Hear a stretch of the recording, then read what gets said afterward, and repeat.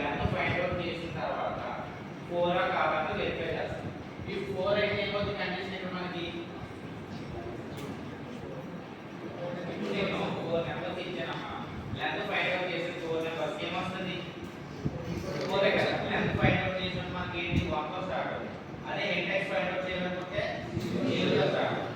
So length find out చేస్తున్నప్పుడు నేను numbers ఏమి ఇచ్చాను 4 ఇచ్చాను. 1 2 3 4. So 4 is equal to 4, right? So condition ఏమవుతుంది ఇక్కడ true. సో ఆ పక్కన పెట్టండి. నెక్స్ట్ ఏంటి మళ్ళీ లెట్ ఆఫ్ ఇన్ కేస్ ఇది ఇచ్చారా 4 గా 6 అయితే 5 గా 4 అయితే సో దాని కూడా లెంత్ ఫైండ్ అవుట్ చేస్తాం కదా. సో 2 లెంగ్త్స్ ఫైండ్ అవుట్ చేస్తాం.